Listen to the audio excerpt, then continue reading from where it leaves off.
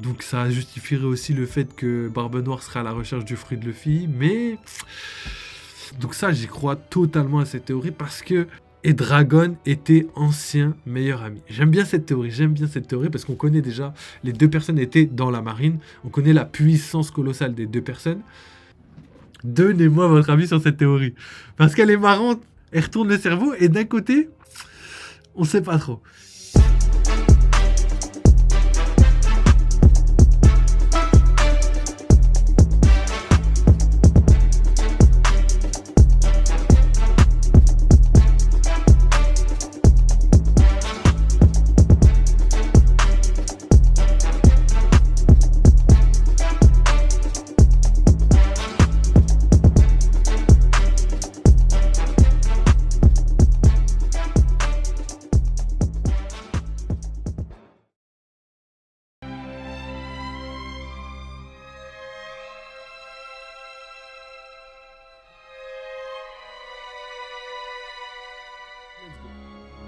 Ensuite, petite info les gars, petite info que je viens de découvrir les gars, à force de chercher, on découvre des nouvelles... Ça doit être ça. Petite info sur Barbe Noire les gars, donc prochaine théorie sur Barbe Noire. Donc, Barbe Noire serait normalement un archéologue. Je sais que ça vous choque les gars, mais c'est malheureusement vrai dans le sens où Oda a dit une phrase, entre guillemets, c'est pas la phrase exacte mais ça y ressemble beaucoup, si Barbe Noire était dans la vie réelle, ce serait un archéologue. Ça c'est ouf.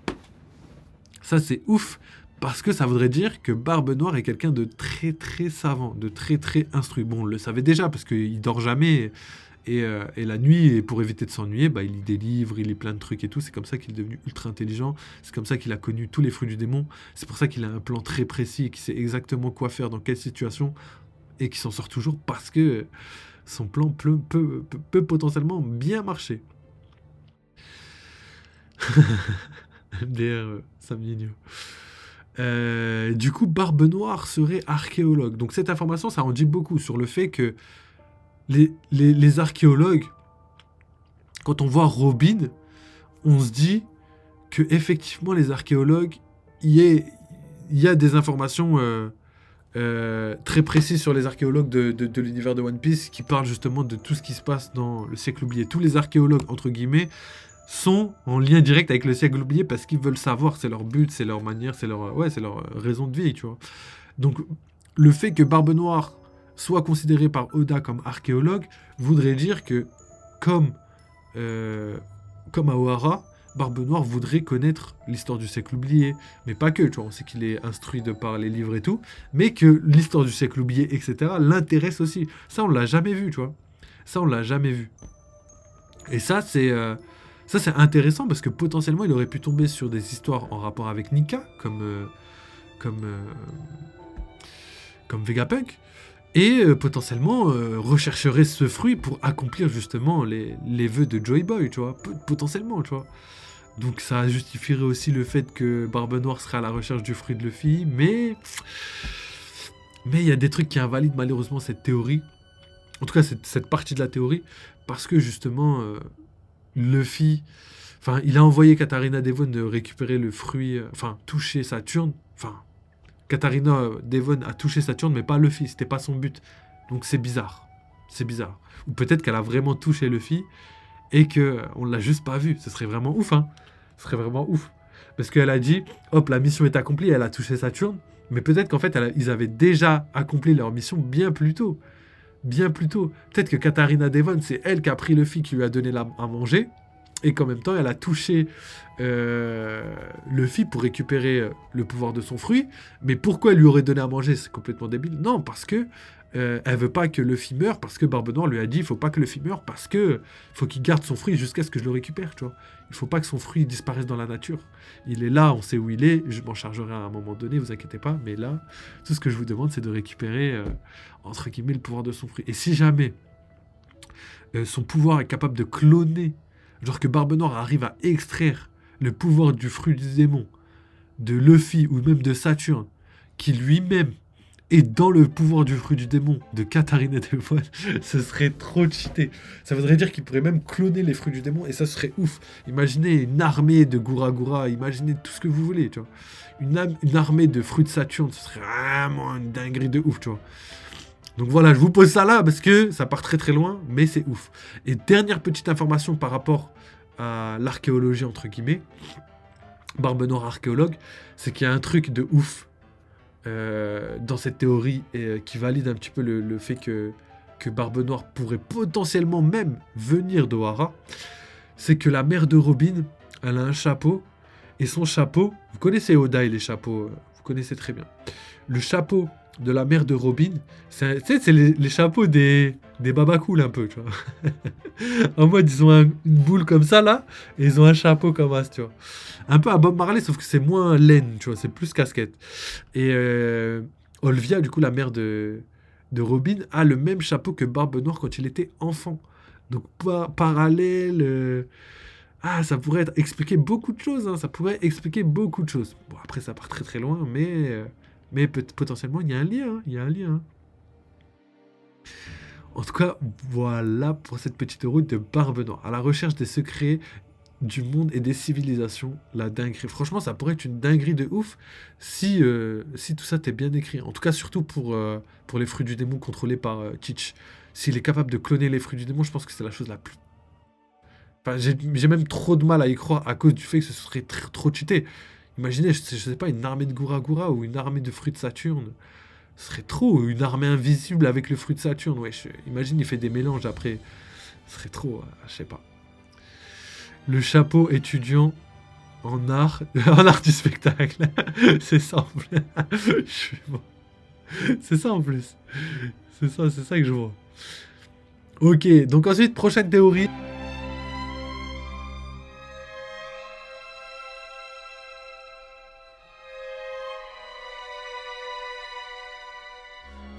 Doflamingo qui pourrait rejoindre la Cross Guild. Donc ça, j'y crois totalement à cette théorie parce que on l'a vu à Marineford. On l'a vu, Crocodile, il était avec Baggy, mais pas vraiment, tu vois, il s'en battait les steaks. Mais il était avec lui parce qu'il venait du même bateau. Crocodile qui parle à Mihawk, des petits échanges de coups. Crocodile aussi qui se bat avec Doflamingo. Il y a plein de trucs comme ça qui fait que... D'ailleurs, Mihawk qui coupe Baggy et tout, comme s'il y avait un lien entre ces personnes-là. En tout cas, à Marineford, c'est ce qu'on voyait. Comme si toutes ces personnes-là étaient liées, en tout cas dans les combats et tout, ils étaient liés, tu vois. Et ça, c'est ouf. Ça, c'est ouf parce que, personnellement, j'ai l'impression que Crocodile, Doflamingo, c'est les mêmes personnes déjà. Eux deux, pour moi, c'est des jumeaux, frère. J'ai l'impression que c'est les mêmes personnes. T'as vraiment deux personnes, j'ai envie de dire, entre guillemets, abjectes au début, mais après, qui voulaient tous les deux conquérir un royaume, etc. Vous connaissez les parallèles déjà entre Alabasta et Dressrosa, mais aussi entre Doflamingo et Crocodile. Le fait qu'ils soient tous les deux Shichibukai, qu'ils soient tous les deux destitués de leur titre, qu'ils soient tous les deux abjects, entre guillemets, qui veulent posséder un peuple, que leur but c'est de devenir roi du pays, etc. etc. Tu vois, vous voyez les parallèles. Donc moi je me dis, ces deux-là, ils sont vraiment liés, intimement liés. Tu vois. Pour moi, c'est comme le jour et la nuit. Tu vois. Et si Crocodile est vraiment une femme, pour moi, ils vont finir en couple, les deux, là, c'est pas possible. Hein. Mais Doflamingo et Crocodile, en vrai, il y a moyen. En vrai, il y a moyen parce que qu'ils rejoignent la Cross Guild. Enfin, Crocodile, on le sait déjà, mais Doflamingo pourrait rejoindre la Cross Guild parce que justement, c'est ce qui manque à la Cross Guild. En gros, il manque un mec qui connaît un petit peu tout, tu vois, qui connaît les secrets du monde. Je pense que Doflamingo a quand même pas mal de savoir là-dessus, tu vois. Il connaît les secrets du monde, qui connaît les secrets de Marijois, etc. Pour la guerre de la fin du manga, ça pourrait être ultimement nécessaire. Et comme je vous l'ai dit, Luffy a des poneglyphes, Barbe Noire a des poneglyphes, donc potentiellement, ils ont le potentiel d'aller à Raftel. Ils ont même Robin et Pudding pour justement les mener. Ensuite, on sait que la Cross Guild, on a vu Baggy faire son discours sur le fait que son but, c'est d'aller chercher le One Piece. Quelque chose qui est carrément possible. On a vu en début de vidéo que potentiellement le One Piece pourrait acheter le monde entier. Tiens, petite dédicace à Sabinho. Donc, si on réunit, même si on valide pas toutes les théories, il y a des informations qui peuvent tendre au fait que le One Piece, ça pourrait être quelque chose de colossal, tu vois. Limite que une personne pourrait pas tout posséder, tu vois ce que je veux dire. Donc plusieurs personnes qui viennent récupérer, se battent et partagent entre guillemets le butin, sachant que Baggy, on connaît son amour pour les trésors, pour même le trésor du Captain Jones, même pour plein d'autres trésors. Je pense que le One Piece, c'est son rêve ultime à Baggy. Et il a fait une promesse, en tout cas je sens que ça fait une promesse à Roger, il a dit que je reviendrai avec Baggy pour justement chercher le One Piece. Donc, potentiellement, je vois bien Doflamingo aller sur Raftel avec tous les autres. Ce serait tellement magnifique. J'adorerais. En tout cas, c'est ce que je leur souhaite, entre guillemets, et en même temps, c'est ce que je rêve. Samnilo qui dit merci. Évidemment, ouais, je ne vous l'ai pas dit au début de vidéo, mais c'est Samnilo qui m'a envoyé ce petit TikTok. On continue, les gars. On va faire les 2 dernières vidéos, parce que... Enfin, les 2 dernières théories, parce que... il nous reste vite fait le temps et après on s'arrêtera là.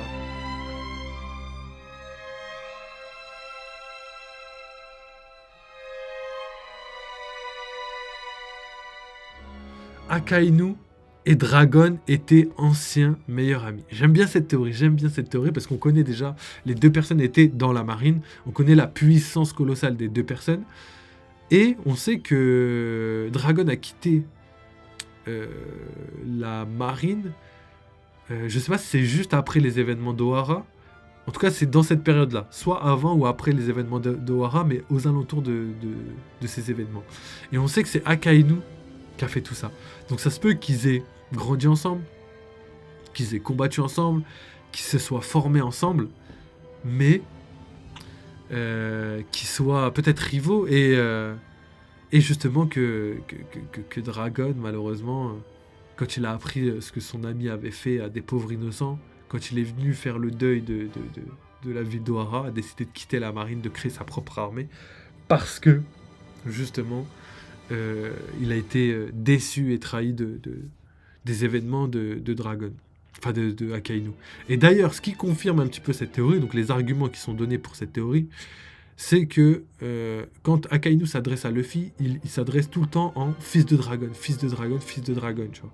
À l'époque, ça n'avait pas d'impact avant qu'on sache que Dragon était dans la marine. Mais maintenant qu'on sait que Dragon était dans la marine, ça a beaucoup plus d'impact. Parce qu'on se dit, fils de dragon, tu connais Dragon, tu vois. Tu dis pas ça en mode... Et du coup, vous comprenez où je veux en venir, tu vois. Peut-être qu'il s'en est essuyé une bataille après ça, qui se sont jurés de plus jamais se reparler, et que Akainu a voulu tuer son fils parce que c'est comme ça qu'il gère les choses, quoi. Donc à voir, hein, potentiellement, hein, comme je le dis, on sait pas. Ils ont le même âge. Ouais, je crois qu'Akainu, comme je l'ai dit, doit avoir dans les 50 ans, si je me trompe pas, et Dragon, je sais pas quel âge il a. Si tu veux, je vais regarder vite fait. Mais il me semble qu'ils ont le même âge, ouais, ils sont de la même génération. Enfin, après, même âge à quelques années près, quoi. Ils sont pas à 10 ans d'écart, quoi. Alors, pour Dragon... est-ce que son âge a été donné?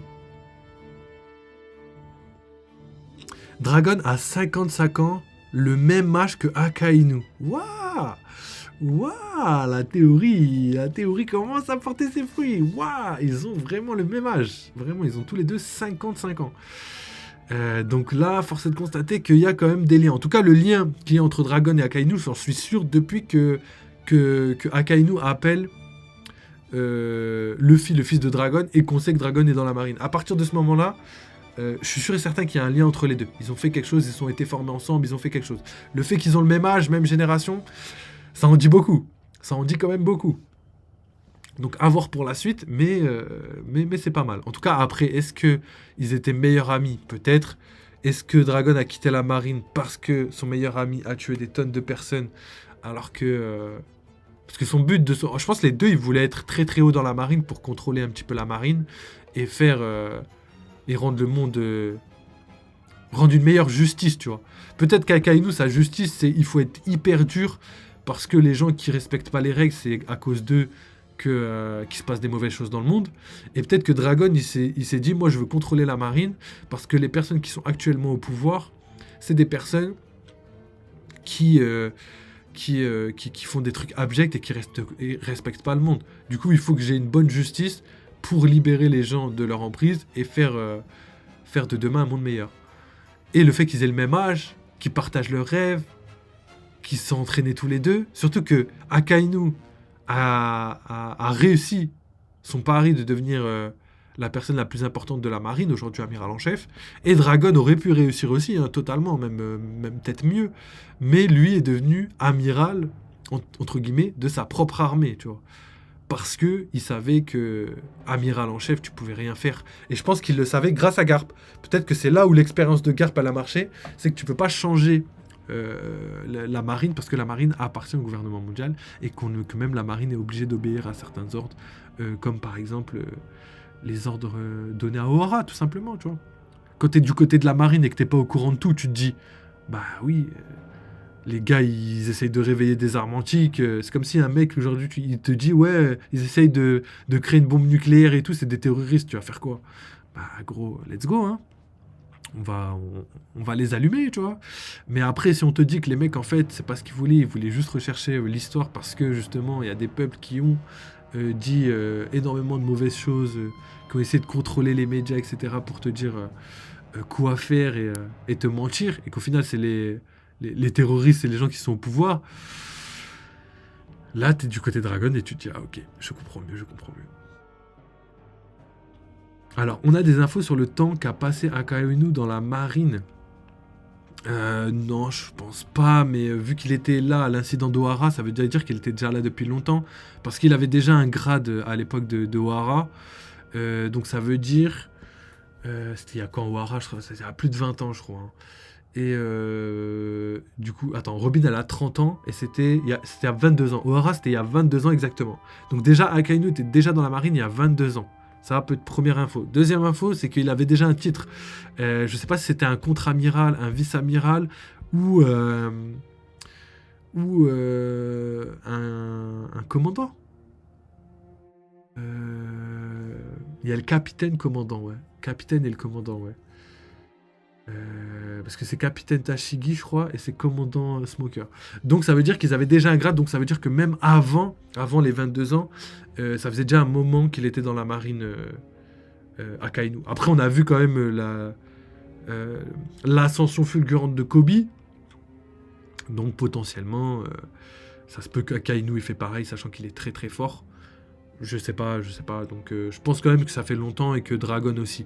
Et Dragon, on sait qu'il est rentré à 17 ans, je crois. C'était ce qui était dit dans la marine. Il n'était pas à God Valley. En tout cas, d'après les infos qu'on a, il n'était pas à God Valley. Mais il a quitté la marine à peu près aux alentours. Moi, je dirais quand même avant les événements d'Ohara. Hein, je suis pas sûr. Hein. C'est pour ça que j'ai du mal à croire à la théorie de Akainu qui est responsable que Dragon ait quitté le truc, mais il me semble que Dragon avait déjà son armée révolutionnaire à l'ancienne. Faudrait que je calcule, avec le flashback de Kuma, il y a toutes les informations sur Dragon, donc à voir si cette théorie tient la route encore, mais à voir. Alors, Askip, il a eu une enfance terrible à Kainu à cause des pirates. Ouais, mais ça expliquerait aussi sa haine viscérale contre les pirates, tu vois. Ça expliquerait sa haine viscérale. Donc oui, moi je pense que ça c'est... je sais pas si c'est une info avérée ou si c'est une rumeur, mais moi je pense que oui. Ça expliquerait vraiment pourquoi il est comme ça aujourd'hui, tu vois. Et Oda construit hyper bien ses persos, donc franchement, non. Franchement, théorie de qualité. Théorie de qualité, les gars. Et pour terminer, donc voilà, je voulais garder cette théorie pour la fin parce que c'est la théorie qui me fait le plus sourire. Mais en même temps, c'est la théorie qui me fait le plus réfléchir.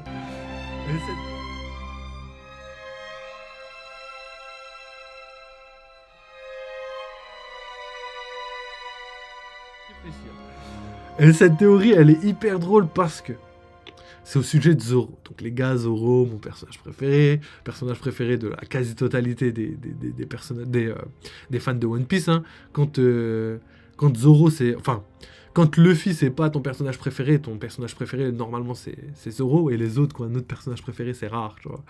C'est beaucoup plus rare que Zoro et Luffy. Donc Zoro, théorie sur lui, les gars. C'est une théorie sur le fait qu'il se perde tout le temps. Il y a quelqu'un qui a émis une hypothèse, sur lequel, pourquoi Zoro se perd tout le temps.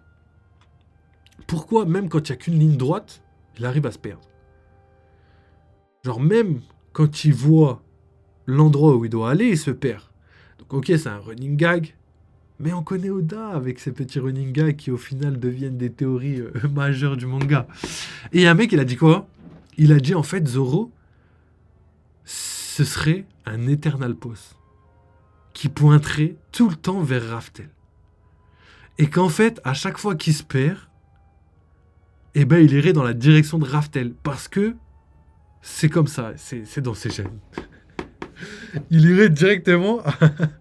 Oui, j'ai vu. Les gars, donnez-moi. Donnez-moi votre avis sur cette théorie. Parce qu'elle est marrante, elle retourne le cerveau, et d'un côté, on sait pas trop. Et du coup, Zoro irait tout le temps dans une direction, et la direction, ce serait Raftel. Parce que en fait ce serait un Eternal Pause, il se perdrait tout le temps à cause de ça. En fait lui son but c'est tout le temps d'aller vers Raftel, ce serait. Et du coup à chaque fois il avancerait, mais il se tromperait parce que son instinct le guiderait vers une autre destination. Donc donnez-moi, avant que je vous donne mon verdict, donnez-moi votre avis. Son sabre, ah ouais, ou que ce serait potentiellement une malédiction de son sabre qui justement pousserait Zoro à suivre son sabre. Ok, donc ouais, du coup il y a plusieurs variantes de la même théorie. Les gars, moi cette théorie malheureusement, je la kiffe, hein. Franchement elle pourrait être pas mal, elle m'a retourné le cerveau pendant un moment. Mais j'ai réfléchi, je me suis renseigné un petit peu, j'ai vu quelques trucs, tiens on va lire le commentaire avant que je vous donne mon avis. J'avais un truc du genre, il y en avait une... comme ça aussi, disant qu'il pouvait pas mourir parce qu'il se perdait sur le chemin de l'enfer. Mais ça, je crois que c'est pas... Je crois que c'est une vraie info, par contre. Je crois que c'est Oda qui avait dit ça. Que Zoro a... Il devait mourir. C'est où qu'il devait mourir? Il y a un moment de l'histoire où il devait mourir. Je sais pas si c'est celle de Wano, parce que ça me semble trop... ça me semble il y a pas longtemps, tu vois. Alors que l'info que je vais vous donner, ça fait longtemps. Il devait mourir, mais en fait, la mort il a même pas réussi à mourir... parce qu'en fait, il s'est trompé de chemin. Et c'est Oda qui a dit ça dans un SBS, si je me trompe pas. Donc, à voir. En vrai, à voir. Donc, pour vous donner mon avis sur Zoro, est-ce que Zoro, c'est un Eternal Pause? Ça pourrait, en vrai. En vrai, j'ai pas de truc qui invalide totalement, mais il y a une information que j'ai cherchée tout à l'heure qui me fait penser le contraire. Et cette information, c'est ça. En fait, Zoro... je l'ai déjà vu à Skypea par exemple, là, je suis en train d'étudier Skypea de ouf là, donc c'est pour ça que j'ai cette info. À Skypea, Zoro quand il se perd pas et il va pas dans une direction. Le problème c'est que lui quand il se perd, il va dans n'importe quel ordre, tu vois. Il va en haut, à droite, en bas, tu vois. On le voit sur la carte, il fait des mouvements aléatoires. Donc après, est-ce qu'on pourrait mettre ça sur le dos de c'est une île céleste? Peut-être que l'île elle bouge, etc., etc. Potentiellement. Mais ce qui est marrant, pour contredire ce que je viens de dire à l'instant, c'est qu'à Enies Lobby, Zoro, il devait aller prévenir Luffy que son grand-père arrivait, que la marine arrivait pour les arrêter. Pas Enies Lobby, Water 7. Et à Water 7, il fait la route, il court, et il se trompe, il arrive derrière une ruelle, et il tombe sur la mer. Et là, bon, rien de nouveau. Le problème, c'est qu'il repart. Il fait la route, il continue à chercher l'endroit, et bam, il retombe exactement au même endroit. Donc comme je vous l'ai dit, ça peut être un running gag, tu vois, c'est vraiment drôle et tout, mais ça pourrait être aussi une info réelle. Donc après les gars, je vous laisse vous faire votre propre avis, parce que là, pour moi, c'est 50-50. Ça pourrait être quelque chose utilisé par Oda, ce serait vraiment hyper bien fait, surtout que Oda l'a vraiment mis dès le début du manga, donc c'est quelque chose auquel il a réfléchi tout le temps. Et... potentiellement, à la fin, Zoro, ce serait la seule personne à arriver à trouver Raftel, parce que pour trouver Raftel, il faut se perdre, un peu comme dans Pirates des Caraïbes, un peu comme dans des trucs. Et du coup, ce serait grâce à Zoro qu'on trouve le chemin, alors que c'est le mec qui s'est tout le temps perdu et qui n'a pas de sens de l'orientation. Et que le seul moyen de trouver Raftel, c'est de se perdre. Et ça pourrait être hyper bien, tu vois. Ça pourrait être hyper bien, en tout cas en termes de scénarisation, en termes d'explication, etc., etc. Je trouve que ce serait quand même assez joli. Donc, ça pourrait le faire d'un côté. Et d'un côté, ça pourrait être invalidé, tu vois. Donc, j'ai pas d'avis là-dessus, mais j'aime bien la théorie, j'aime bien. Je la trouve un peu drôle, un peu stylée. Elle est marrante et Et ouais, petite mention spéciale. Franchement, les gens, ils ont de l'inspi. Hein. Ils ont de l'inspi. D'ailleurs, la team YouTube, donnez-moi votre avis sur toutes les théories que je vous ai données en commentaire. N'hésitez pas à me dire ce que vous en pensez parce que moi, je veux avoir votre avis. Là, on a des trucs. J'ai envie de savoir si je suis fou ou si, en vrai, il y a un truc où on peut réfléchir. Ça pourrait être pas mal. Donc voilà, les gars, 1h15 de live. Je pense qu'on va s'arrêter là. En tout cas, moi, j'ai passé un bon live. En vrai, c'était cool. J'aime bien faire ce genre de petites vidéos. Si vous kiffez de ouf, n'hésitez pas à le dire aussi en commentaire. Comme ça, moi, j'en ferai... potentiellement, j'en ferai plusieurs... j'en ferai plusieurs dans le mois. J'en ferai peut-être 2, 3, 4 dans le mois maximum. Genre, une fois par semaine, je ferai... je chercherai toutes les petites théories qu'il y a. Et je vous rapporterai aussi les théories loufoques. Parce qu'il y en a pas mal et elles me font rire. Elles me font rire et en même temps, j'aime bien. Donc, voilà, les gars. Cool le concept. Non, franchement, j'aime bien ouais, les petites théories comme ça. Au lieu d'avoir de grosses théories. Je ferai aussi, hein. De toute façon, là, les gars, j'essaye de vous faire une grosse théorie par semaine. Donc là, d'ailleurs, les gars, je vous la mets en haut là-bas là. Il y a ma grosse théorie, ma plus grosse théorie. J'ai taffé énormément dessus. J'espère que vous allez aller checker parce que franchement, elle est pas mal. D'ailleurs, bonjour à toi, PowerShell. Le fiche le chicote à main nue. Ah ouais. Je suis mort. Et du coup, j'ai fait une grosse théorie. Franchement, j'ai taffé de malade mental. J'ai vraiment monté correctement. J'ai vraiment fait un truc dynamique avec beaucoup de choses. Et n'hésitez pas à me demander, enfin, à me dire plutôt ce que vous en pensez. Parce que c'est une théorie sur les armes antiques. On a parlé d'énormément de choses. J'ai apporté énormément de sujets. J'ai ramené énormément d'éléments. Donc, n'hésitez pas les refs. N'hésitez pas les refs à aller checker ça. Ce serait vraiment cool. Donc, n'oubliez pas, ma plus grosse théorie, elle est sortie aujourd'hui, les gars. Elle est toute neuve. N'hésitez pas à aller la voir. Elle est sur YouTube, disponible. Et nous, de toute façon, pour la team YouTube, soit vous l'avez déjà vu, soit je vous mets le lien juste en haut là-bas. Et comme ça, au moins, vous ne raterez pas ça. Donc voilà, la semaine prochaine, normalement, grosse théorie sur Luffy dans l'espace avec Ener, avec les Tenryubito, les races de One Piece. Beaucoup de choses qui arrivent. Donc c'est ça la prochaine théorie. J'en fais une par semaine. Donc n'hésitez pas. Et sinon, comme d'habitude, les gars, pour la team Twitch, le vendredi, c'est live horreur, vendredi au samedi. Sinon, c'est live jeux vidéo une fois tous les 2 jours. Mercredi, jeudi, live One Piece. Mercredi, c'est les spoils de One Piece. Jeudi, c'est le chapitre, s'il sort. Des fois, c'est le vendredi. C'est en fonction de ce qu'il y a de disponible. Et sinon, live épisode. Donc aujourd'hui, j'ai pas trouvé l'épisode. Donc il n'y a pas eu de live épisode. Normalement, on aurait dû le regarder et discuter. Mais potentiellement, il n'y a pas d'épisode. J'ai pas checké correctement. Je suis juste parti regarder. J'ai vu, il n'y a pas. Je me dis, bon, bah tant pis, on verra. Je chercherai plus tard. Je voulais pas être en retard pour le live. Donc voilà. Il a posé. Il a parlé à Oda, je crois même. Allez voir. Ouais, les gars, oubliez pas, je l'ai dit en début de live, les gars. Oda, malheureusement, j'ai pas la rediff parce qu'il s'est passé. Je me suis fait attaquer par une soucoupe volante et tout. Du coup, j'ai pas pu mettre la rediff. Désolé. Mais par contre, on a discuté avec Oda. Grosse interview. Et je vous ai ramené beaucoup de choses. Donc, oubliez pas, les gars. Oubliez pas. Quand j'étais jeune, j'ai parlé avec un mec, un japonais, qui habitait au Japon. Il est parti faire un voyage au Japon où il a rencontré l'auteur. Et l'auteur lui aurait raconté la fin. Et moi, quand tu m'as dit ça, je lui ai dit, bah écoute, me raconte pas la fin de One Piece. Moi, je te raconte ma fin et tu me dis si c'est ça. Et quand je lui ai raconté ma fin, il m'a dit quoi ? Franchement, c'est ça. Donc voilà, les gars, pour cette petite vidéo, petit live, petite théorie sur One Piece. En vrai, j'ai kiffé. Oubliez pas, si vous voulez des bonnes infos, etc., vous êtes sur la bonne chaîne. Parce que, les gars, comme je le dis à chaque fois, je connais l'auteur. Je connais un pote qui connaît l'auteur. Donc, les gars, vous pouvez qu'avoir de bonnes infos ici. On est en adéquation avec Oda. Comme je vous l'ai dit même au début de live, j'ai inspiré Oda. Je lui ai donné Franchement, c'est ça. je lui ai donné de l'inspiration. Je vous le dis vite fait, mais vous avez dû déjà le voir si vous êtes là. Le chapitre 1109, quand les Tenryubito arrivent, c'est moi, je discutais avec Oda dans une interview. Et on discutait. Et Oda m'a dit, ouais, je me demande comment je pourrais rajouter de la tension dans le manga, parce que justement, ça fait un moment que Luffy a battu Kaido, et vu qu'il a battu Kaido, il est trop fort maintenant, je sais pas comment faire. Et moi, je lui ai dit, les gars, bah écoutez, c'est simple. Je pense, s'il n'arrive pas à trouver un gars qui peut pas battre, il faut en trouver plusieurs. Et j'ai pensé aux 5 têtes de l'hôpital. Et je lui ai dit. Et là, il m'a dit, ah, franchement, c'est ça notre tebayo. Donc, les gars, c'est tout pour ce live aujourd'hui. Donc, merci, les gars. Oubliez pas, vive One Piece, vive les jeux vidéo. Et à très bientôt. Allez, ciao, les mecs.